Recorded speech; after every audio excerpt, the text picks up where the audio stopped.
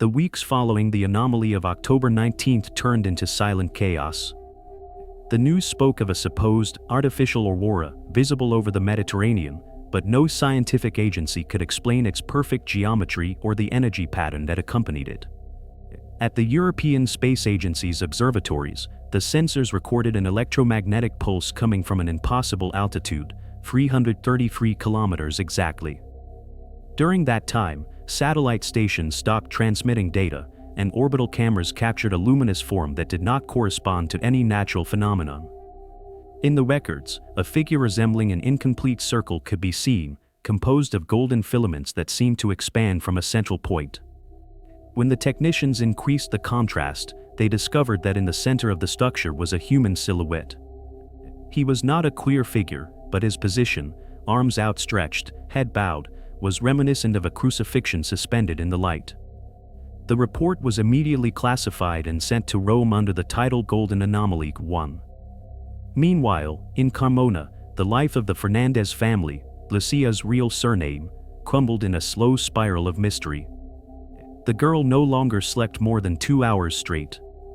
Every time he closed his eyes, he murmured phrases in that impossible language that Father Miguel had tried to translate. They sounded like a mixture of Latin, Aramaic, and a lost language. But what was most disturbing was its content. Some of the phrases read, "The light was broken by doubt." Others were warnings, "When the last bridge opens, the earth will remember its mistake." Vatican investigators arrived unannounced on a gray morning. They were not wearing cassocks, but dark, discreet suits. They showed credentials from the Congregation for the Doctrine of the Faith, the body charged with investigating alleged miracles and phenomena of transcendental memory.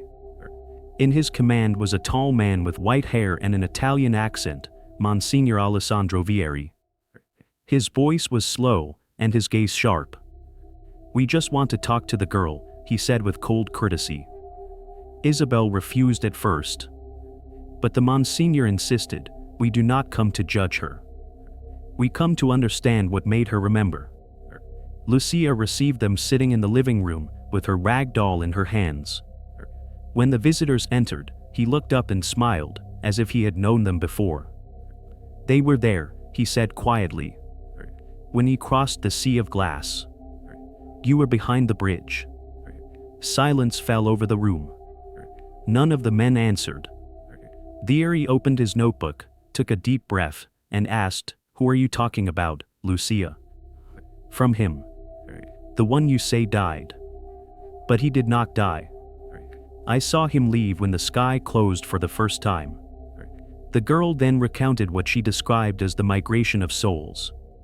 According to his recollection, Orion was not a planet like any other, but an interdimensional sphere of life, a plane where matter vibrated with the same frequency as light. "There is no death there," he explained matter-of-factly. "I just changed shape. And when the earth went out, some of us crossed over to that place."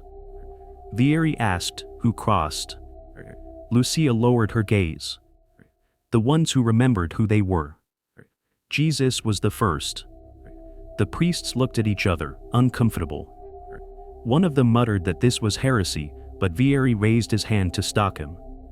"Let her continue." Lucia continued talking for more than an hour. He described Orion's architecture in detail, transparent temples suspended over rivers of golden energy, luminous beings that walked without leaving traces, gardens that breathed.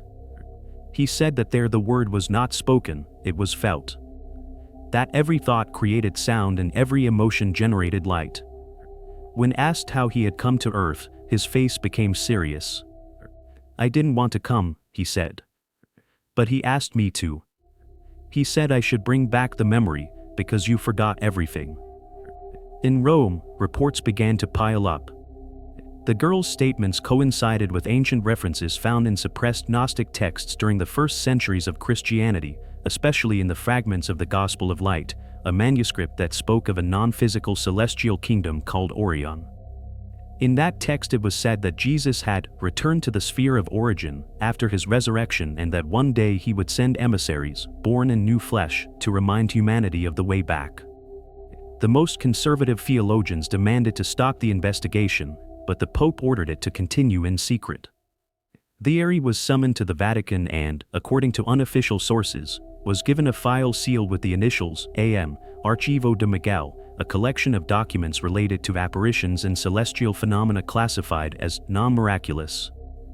In those same days, something extraordinary happened in Seville. The atmospheric sensors of the Institute of Astrophysics of Andalusia detected a pattern of light invisible to the naked eye, but perceptible in the infrared spectrum. The signal seemed to originate just above Carmona, where the girl lived. The technicians, intrigued, decided to convert the frequency of the signal into sound. What they heard left them speechless, a choral melody, perfectly harmonized, with human voices singing in a language that no one knew. The file was sent to Rome. And that same night, Monsignor Vieri visited Lucia again. "We heard something," he said. "Do you know what that music is?" The girl nodded. "They are the voices of the bridge. They're preparing it." "Preparing him for what?" "For his return." The priest's face hardened. "Who are you talking about?" Lucia looked at him with an inhuman calmness. "From him. When the bridge shines again, you will see it. He will not come down from heaven, heaven will ascend to him." The next day, the Fernandez family received a court order. Their daughter was to be transferred to a medical facility in Madrid for prolonged neurological observation. The parents protested, but it was useless. The official vehicles arrived at dawn. Lucia was carried away without resistance, looking out the car window with a serene expression.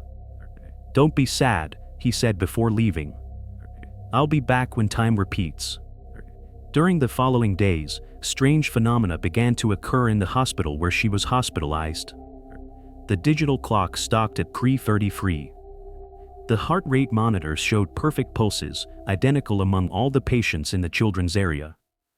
Some doctors claimed to have seen golden reflections moving on the walls, as if the light were breathing.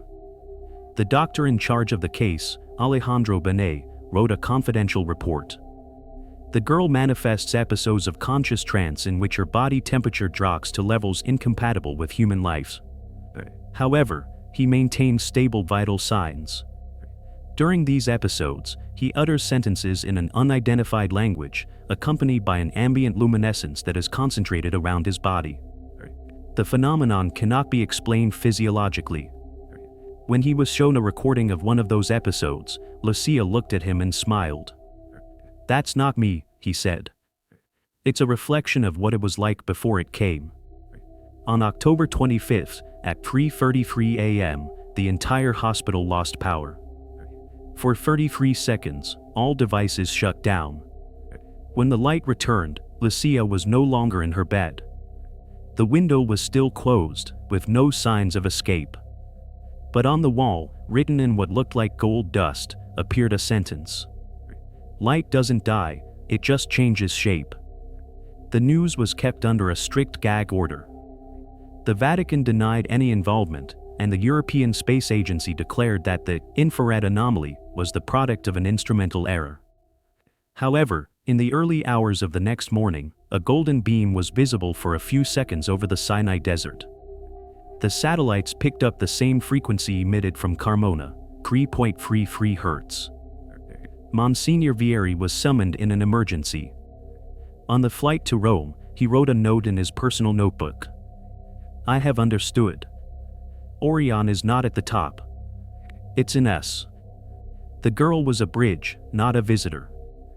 No one saw Lucia again. But every night, at 3:33 a.m., the sky of Andalusia emits a golden glow that astronomers cannot register.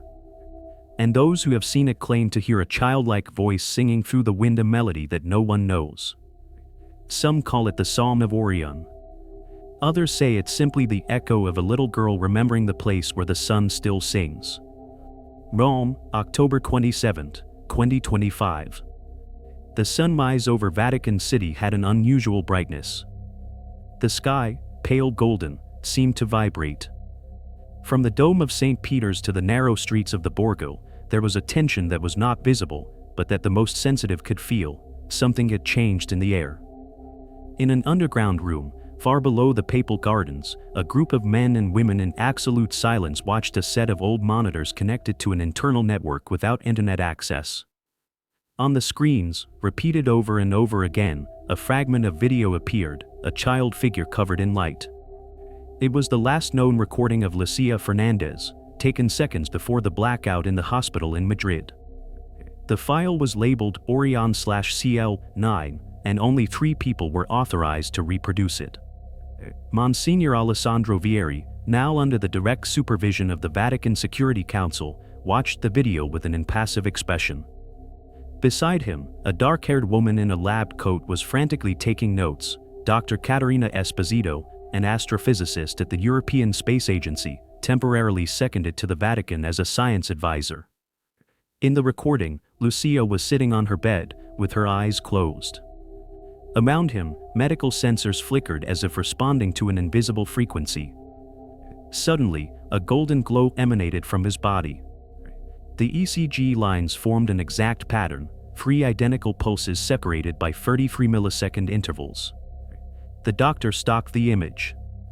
"Do you see it, Monsignor?" he said in a trembling voice. "It's not random activity. It is a binary code.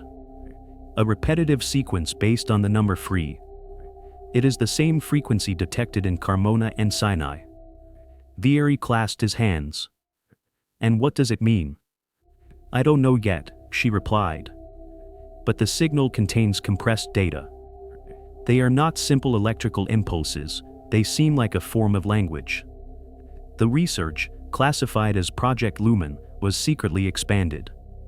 In an anechoic chamber under the Apostolic Library, the scientists reproduced the sound sequence extracted from Lucia's body. What they heard was unsettling, a combination of harmonics, choruses, and modulated tones that seemed to intertwine as if the music itself breathed. Some described the experience as hearing a prayer sung by matter. Within seconds of reproducing the frequency, the Vatican's magnetic detectors recorded an alteration in the local Earth's field. The atomic clocks were exactly 3.33 microseconds out of phase. The phenomenon lasted 33 seconds. Then, everything returned to normal, except for one detail: the air inside the chamber had become denser, and an imperceptible layer of gold dust covered the metal surfaces. Dr. Esposito took a sample and analyzed it under an electron microscope. The results were impossible. The particles were not dust, but crystalline microstructures made up of carbon and silica in exact proportions that could only be obtained at temperatures higher than those of the solar core. "This does not belong on this planet," he said quietly. "It's condensed photonic material." Vieri closed the notebook and muttered, "Orion, it's real." Over the next few days, the frequency began to manifest in other parts of the world. In Egypt, astronomers reported a golden glow over Mount Sinai that followed the same pattern of pulses. In Israel, Ethiopian monks claimed to hear an invisible choir singing the same melody recorded by the Vatican. And in Mexico, peasants in Yucatan claimed to have seen a girl of light walking on the corn fields at midnight. The media did not take long to react, but the images disappeared from the networks as soon as they were published. Censorship, interference, or perhaps something else. However, Vatican investigators managed to collect a handful of fragments that matched in one terrifying detail. In all of them, the girl's figure was accompanied by a human shadow behind her, tall, shrouded in a white glow. "That silhouette," Esposito murmured as he enlarged the images. "Do you see the arms outstretched, Monsignor? It is identical to the projection of October 19th, the figure within the luminous circle over the Mediterranean." Vieri watched her gravely. "Don't say it out loud." The scientist lowered her gaze. "Do you think it's him?"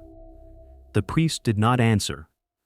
He only wrote down something in Latin in his notebook: "Non est resurrectio, est recordatio." It's not resurrection, it's memory. Meanwhile, at ESA's laboratories in Paris, an independent group led by physicist Dr. Luc Morel analyzed recordings of Carmona's event.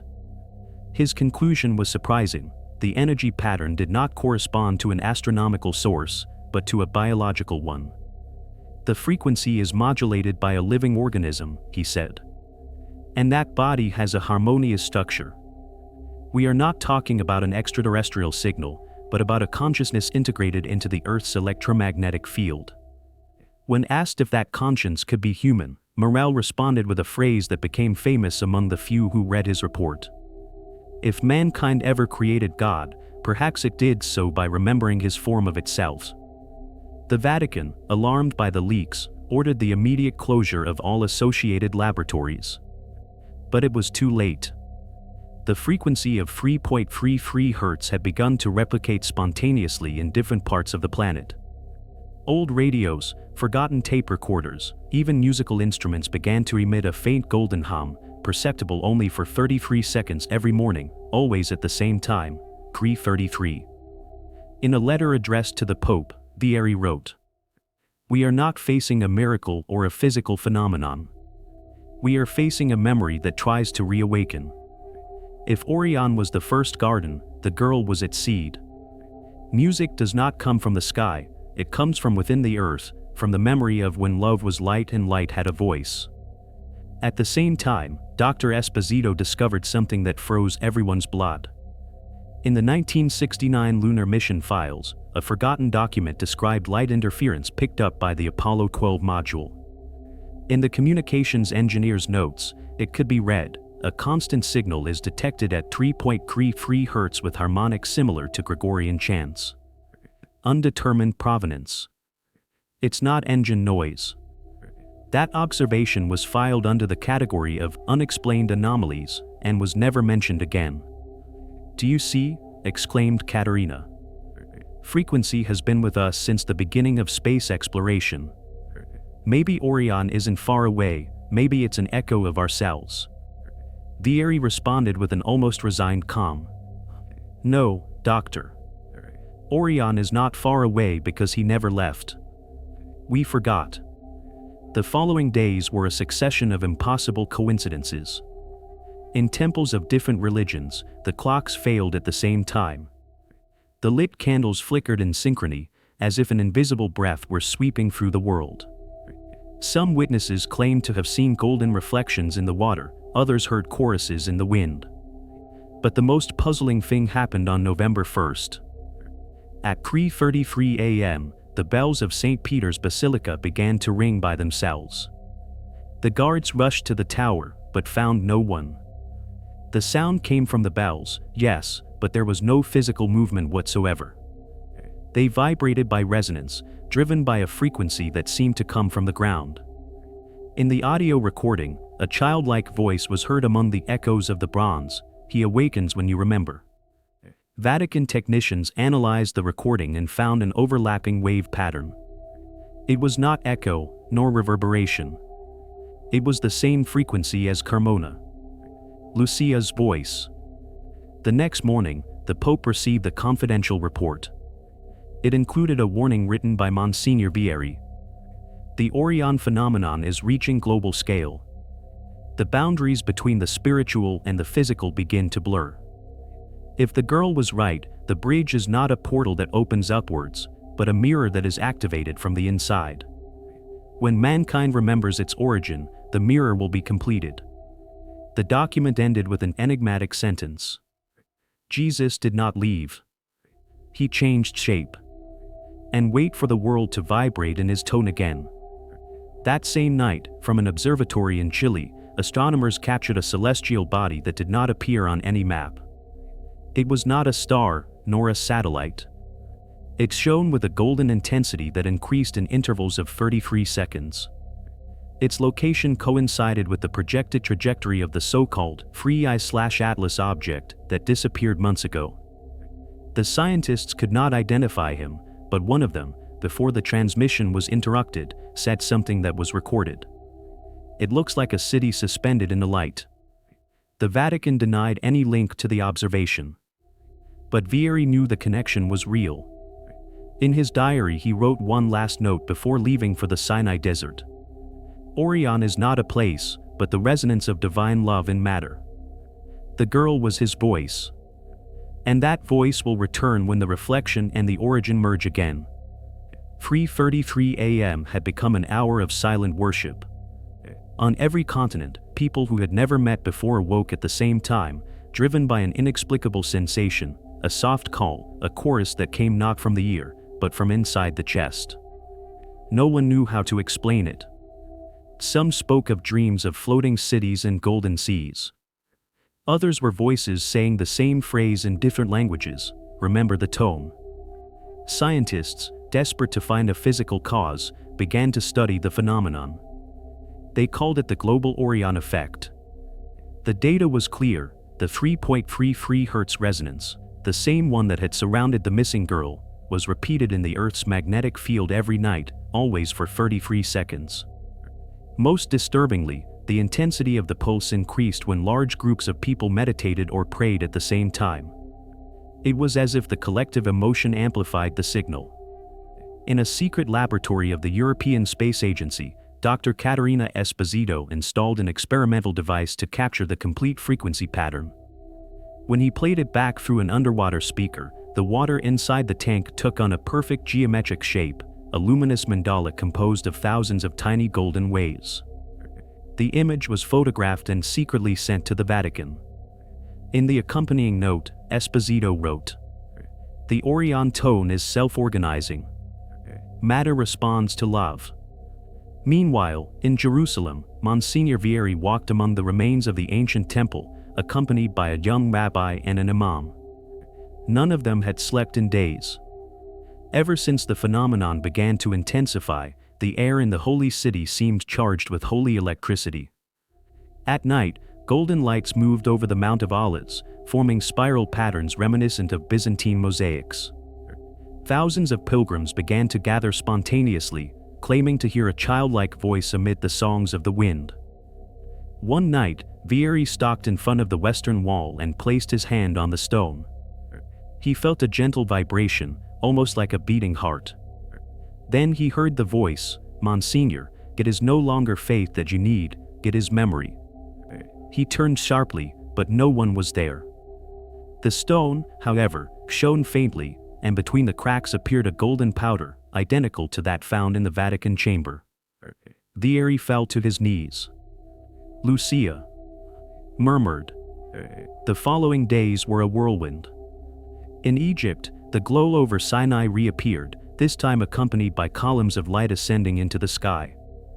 In Rome, marble statues emitted a faint glow every morning, and in France, the stained glass windows of cathedrals seemed to light on their own. Religious authorities were trying to maintain public calm, but the images were already circulating. The internet was filled with videos labeled #Orion, #Laninatalas, #ElTono333. What was at first a mystical curiosity morphed into a worldwide movement. Millions of people began gathering each night at 3:33 a.m., singing a simple chord in 3 notes, G, D, A. They said it was the shade of light. The surprising thing was that, when thousands of voices came together, the sky seemed to respond. Radio sensors picked up energy spikes, and the Orion frequency intensified. Governments, alarmed, set up scientific commissions to control the gatherings. But there was nothing to control. It was not a new religion. It was something prior to any dogma. People of all faiths, Christians, Muslims, Buddhists, atheists, sang the same tune. It was an unprecedented planetary synchrony. In Rome, the Pope ordered an emergency meeting. In the leaked recording of the meeting, he is heard saying, "You can't stop what already belongs to the soul of the world. If the Orion tone is real, it's not a threat. It is the return of what we forgot." Monsignor Vieri then proposed a risky idea, to reproduce the frequency on a large scale, from the Vatican, to see what would happen. On the evening of November 7th, at 3:33 a.m., the bells of all the churches on the planet began to ring simultaneously, each adjusted to the note corresponding to the Orion pattern. What happened next was recorded by thousands of cameras, although the official archives would be classified at dawn. The sky lit up with a golden glow visible from space. The satellites showed a web of light that covered the Earth like a blanket. At its center, just above the Mediterranean, a bright spot appeared that grew into a circular structure, similar to a floating ring. Dr. Esposito, watching from the Paris control center, could barely speak. "We are seeing it, the bridge." For 33 seconds, the ring remained stable. Inside there were mobile shapes, human silhouettes made of light. And between them, a figure walking slowly, with his arms outstretched and his face serene. His appearance was impossible to define, neither young nor old, neither male nor female, but radiating a presence that transcended all comprehension. "Who is it?" asked a technician. "Thierry, from Jerusalem," responded over the live broadcast, "the one who never left." The phenomenon ceased as suddenly as it had begun. As the glow dissipated, the sky was clear, and all mankind seemed to hold their breaths. However, something had changed. In the days that followed, hospitals reported spontaneous healings, levels of violence dropped dramatically, and animals began to behave strangely, congregating in perfectly ordered groups at dawn. The media tried to rationalize what happened, but science could not deny the data. The electromagnetic pulse had been real, measured simultaneously at more than 40 observatories. The energy released was equivalent to that of a solar explosion, but without causing any damage. The international scientific community convened an emergency conference in Geneva. Dr. Esposito presented her findings. The Earth's electromagnetic field has changed its base frequency. Now it vibrates at 3.33 Hz exactly. It is not an instrumental error. It's a new constant. Those present looked at each other without speaking. One of the physicists asked, "What does that imply?" She replied, "That we're in sync. That the Earth is singing." At the same time, witnesses began to appear who claimed to have seen Lucia. In Morocco, a shepherd said he found a golden girl walking on the dunes, softly singing a melody that made the sand vibrate. In Italy, a group of nuns claimed to have received their visit in a dream, where the girl gave them a luminous flower that faded when they woke up. In Mexico, a retired astronomer claimed to have seen it at the San Pedro Martir Observatory, observing the sky with a smile. "He told me that the sun was alive again," he wrote. The Vatican denied all the versions, but Vieri knew they were true. In a private letter to Dr. Esposito he wrote, "Lucia did not die or disappear. It was reconfigured in the frequency that woke up the planet. It became the bridge." That same night, both received a coded signal from the Hermes Space Telescope, orbiting 333 kilometers above Earth. The message was brief, a mathematical sequence representing coordinates to an empty region of space. When the satellite pointed its sensors at that point, it detected an object the size of a city, suspended in the darkness, radiating golden light. Esposito could barely breathe. "Is it Orion?" Vieri replied, "No, doctor. It is the reflection of what we were. Orion is awakening within us." But the signal didn't stop there. The object began to emit a series of musical tones that matched the historical records of sacred chants in different religions. It was as if all the prayers in the world had been returned in the same chord. Scientists named it the Orion Echo. Over the next few days, the whole of humanity listened to the melody. Radios, televisions, and battery-free devices began to vibrate with the same sound. The city stopped. In squares, temples, and streets, millions of people closed their eyes and, without coordinating it, sang the same note. The entire planet resounded as one voice. And in the silence that followed, an image appeared simultaneously on every screen in the world, a 6-year-old girl, standing on a golden field, staring into the camera. Smiled. Behind her, a horizon of pure light. "Do not be afraid," he said. Jesus did not leave. He's just waiting for them to remember the way. The transmission lasted 33 seconds. Then, all the screens were turned off. The whole world was speechless. Some wept, others fell to their knees. Governments declared a global emergency, but there was nothing to be done. Everything was still working: electricity, water, life. Only time seemed to stand still.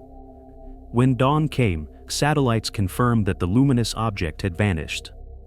Instead, a single word remained etched into the universe's background radiation, detectable by radio telescopes: Orion. Scientists tried to decipher it, but Monsignor Vieri understood immediately. In his last message to the Pope, he wrote, "Orion was not a planet or a myth. It was the sleeping heart of humanity." The girl only remembered it, and he never left. The dawn of November 8, 2025 was silent, almost solemn. There was no traffic, no birds, no wind. People woke up with the strange feeling that the world was breathing differently. Clocks, compasses and even pacemakers marked an identical pulse, 3.33 Hz. The phenomenon was confirmed by the Geneva Observatory, which defined it as a global base frequency synchronization. No one could explain it. The whole Earth seemed to beat in time with something invisible. The nets, collapsed from the Orion echo, slowly reappeared. In each country, users shared the same experience. During the 33 seconds of that broadcast, everyone had seen the girl. Not on their screens, but in their minds. Some described her as having golden hair, others as having dark and deep eyes, but they all agreed that the little girl's gaze contained a peace impossible to describe. "When I saw her," said a woman from Tokyo, "I felt like she remembered someone I loved centuries ago." In Rome, Monsignor Vieri was summoned to a private meeting with the Pope. "I hadn't slept for days." In his notebook he had written down 3 words over and over again: "Lumen est homo." "What did you see, Alessandro?" asked the pontiff. "It was not a vision, Your Holiness," he replied in a broken voice. "It was a mirror. What we saw was ourselves, when we were still innocent." The Pope remained silent. "Do you think the girl was a symbol or a messenger?" Vieri stared at him. "I think it was the bridge between memory and matter. I believe that Jesus never left because he was never a body. It was a tone, a vibration, and she woke him up." Thousands of miles away, Dr. Caterina Esposito was in a Sinai desert, at the same point where the golden glow had appeared weeks before. The floor was covered with a thin layer of luminescent crystals. When analyzing them, she discovered something that left her speechless. The crystals contained a structure of human DNA, but with a 4th helix invisible to ordinary light. "It's not biology," he wrote. "It's condensed memory." Over the next few nights, the sky over Sinai began to emit pulses of light. They were not lightning or meteors, they were perfectly circular waves that expanded into the sky. Each pulse coincided with a musical note. When Esposito recorded them and played them accelerated, they formed a harmonic melody, identical to the choral singing of the Eco Orion. The Vatican sent emissaries to all capitals to collect testimonies. In Buenos Aires, a 9-year-old girl spoke in her sleep for half an hour in the same language as Lucia. In Istanbul, an imam described how the minaret of his mosque was lit up with a golden halo at dawn. In Peru, peasants in Cusco said they heard the sound of a flute inside the ground.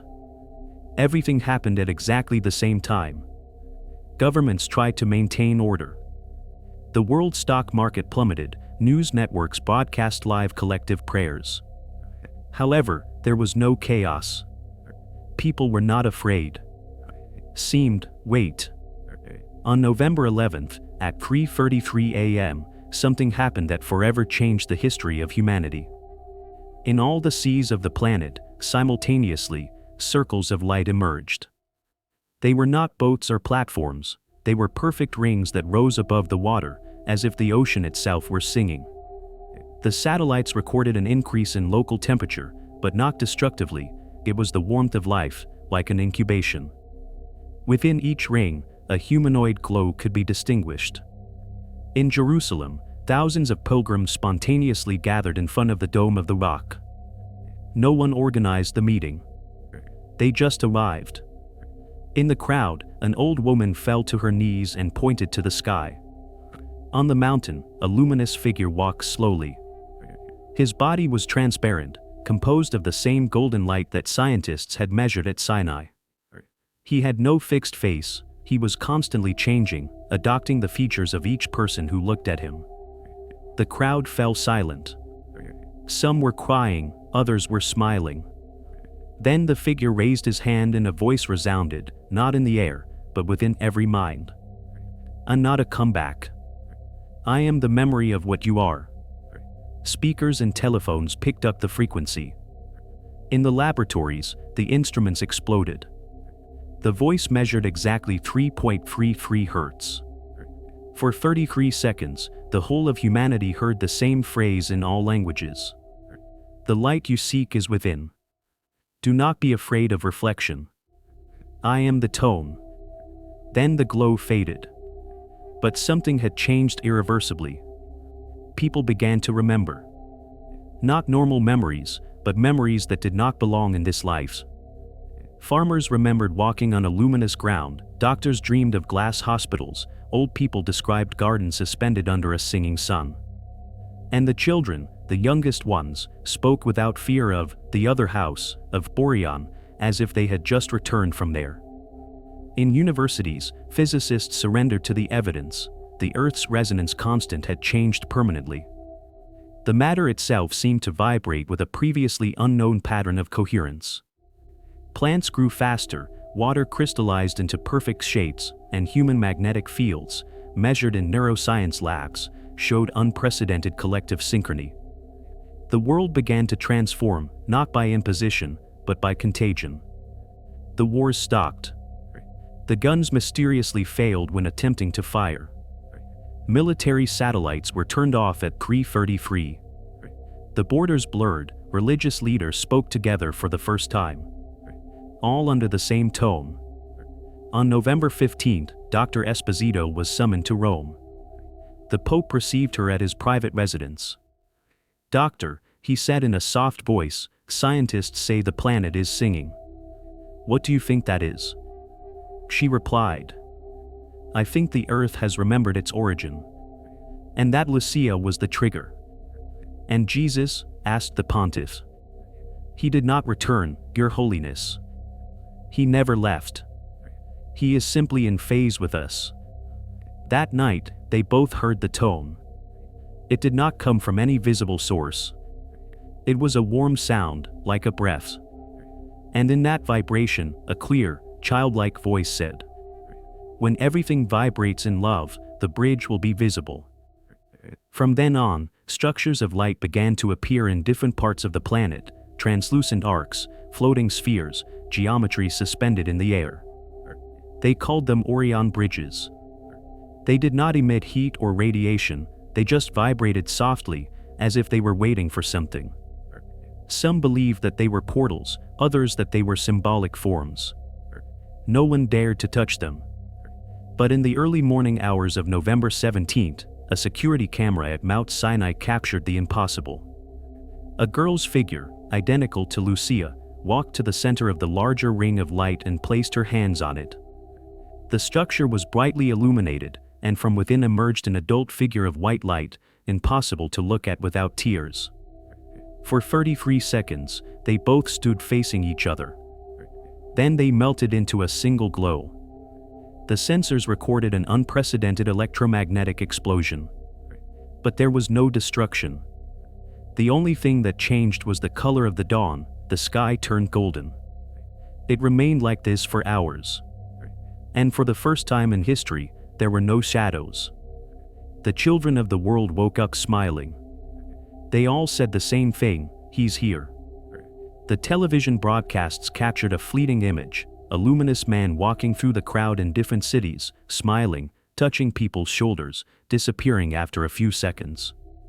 The scientists tried to analyze the images frame by frame. In each of them, the figure had a different face. In Jerusalem, Monsignor Vieri wrote again in his diary, "Jesus did not return from heaven. Heaven returned to him. And we remember his tone." That day was known as the Day of Light Without Shadow. The satellite's cameras recorded a soft glow throughout the atmosphere, as if a golden layer enveloped the planet. Solar radiation data showed an inexplicable decrease. The sun had reduced its intensity by 3.33%, but the Earth's temperature increased slightly. No one understood how. At night, the glow intensified again. In every city in the world, people took to the streets. The air vibrated with an ancient melody. Suddenly, every human voice began to resonate in harmony, with no language, no lyrics, just pure sound. It was as if the whole of humanity had remembered the same song. The children, without any coordination, walked in front of the crowds. In their hands, they held objects they hadn't had before, small spheres of light. They raised them to the sky, and at that moment the earthly glow joined with the light of the stars. Space telescopes confirmed the unimaginable. A golden, ring-shaped structure surrounded the Earth. The Pope, watching the phenomenon from the balcony of St. Peter's, wept. "The kingdom," he whispered. It did not come from heaven, but of memory. The whole world was silent. For exactly 33 seconds, the planet stopped rotating. Then, time resumed, but something had changed in the collective consciousness. People could no longer hate. It was as if a veil had been lifted. The Echo Orion had completed its task. Madrid, November 30th, 2025. The world was no longer the same. There were no wars, no closed temples, and no visible borders. The streets seemed quieter, but not empty. The sound that now dominated the planet was not that of traffic, but a soft vibration, like a low song coming from the air itself. The 3.33 Hz frequency had stabilized, enveloping the Earth in a permanent harmonic field. Scientists called it the Orion equilibrium, although no one could describe it exactly. Humanity, without realizing it, had synchronized with something greater than itself. Religious differences disappeared, not by imposition, but because everyone could feel, in the depths of their chests, the same presence. It was a serene certainty, impossible to translate into words, the recognition that we had never been alone. In the records of space observatories, the golden ring was still visible, orbiting the Earth like a motionless aurora. Experts said it wasn't matter or energy, but a collective consciousness projection, a kind of global mirror that responded to human emotions. Every time someone prayed, meditated, or just thought with love, the ring shone a little brighter. In an interview for the European news agency, Dr. Caterina Esposito tried to explain. It was not a religious miracle. It was a quantum awakening. The girl activated the resonant memory of the planet.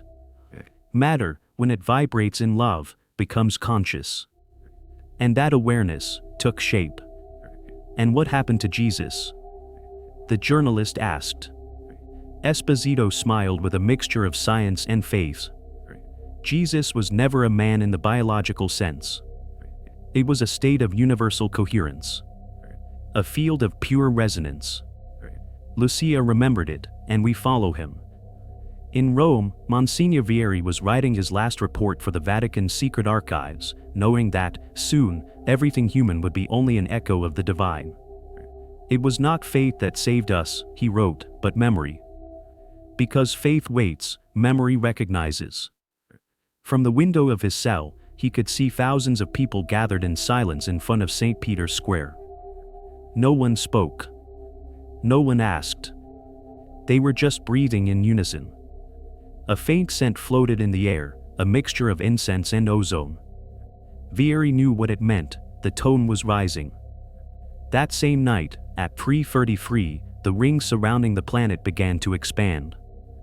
In a matter of seconds, its glow covered the entire atmosphere, transforming the night into an eternal dawn. There was no day or night, just a soft, steady light. The animals gathered silently, the oceans quieted down, and the wind ceased completely. Then, a voice resounded everywhere, but without sound. It did not come from heaven, but from within every human being. It was the same voice as Lucia, but more mature, deeper. Orion has woken up. The promise was kept. Jesus never left, it was the pulse that sustained life. Now that they remembered, they can go home. At that moment, the lights of the cities began to go out one by one, but no one was afraid. Darkness was no longer the absence of light, but a different way of seeing it. Thousands of people looked up and saw how the sky opened up in a golden spiral that did not seem to be moving away, but approaching. The telescopes captured one last phenomenon, The stars seemed to move slowly in a single direction, as if the entire universe were breathing. On ESA's control screen, a word engraved in cosmic radiation appeared: home. Later testimonies described the same thing. For 33 seconds, the world stopped. Time did not move forward, and each person experienced a personal vision. Some said they saw golden fields under two suns, others recalled beings of light that greeted them with tenderness. But they all agreed on one detail: a girl, the same one from the broadcasts, was walking among them, smiling. In Jerusalem, the Pope fell on his knees before the altar and whispered. The kingdom did not come from above, descended from within. The official data disappeared from the servers in a matter of minutes. The satellite files overwrote themselves. But some fragments survived. In one of them, recorded from a drone over the Atlantic, the ocean is seen slowly transforming into a golden surface. It wasn't fire or lava, it was liquid light. Above it, thousands of luminous figures walked towards the horizon. The phenomenon lasted exactly 33 hours. Then the glow faded. When the light returned, the planet was calm. The mountains were still there, the seas were still flowing, but something had changed in human consciousness. People were no longer afraid of dying, because they had understood that death was not the end, but a different frequency of the same song. The scientists found no traces of Dr. Esposito or Monsignor Vieri. In the latter's office, on his desk, there was only a handwritten note. Don't look for Lucia. She was not a child. It was the echo of our first memory. Orion was always the voice of Christ, reminding us that love did not come from without, but from the core of who we are. At 3:33 the next day, the golden ring became visible again for the last time. Not as a physical object, but as a glow in the heart of every person. And then, a final voice, full of sweetness, said, "When they sing again, I'll come back." Then, silence. The planet entered into a perfect balance. No war, no lies, no fear. The whole of humanity, for the first time, vibrated in harmony with the divine. Since then, every year on November 30th, thousands of people around the world gather at 3:33 a.m. to sing the Orion tone, 3 simple notes, G, D, and A. No one really knows why they do it, but they all feel the same thing: peace, memory, love. And they say that sometimes, as the chant rises, a childlike figure made of golden light appears in the crowd, smiling. It doesn't say anything. He just watches, as if he's making sure the world hasn't forgotten. Some call her Orion's little girl. Others, simply, the one who remembered the tone. But for those who witnessed her story, Lucille was more than just a miracle. She was the reminder that the eternal does not need a heaven, because it was always within us. And in the final resonance of that universal song, humanity understood its true mission: to guard the frequency of love.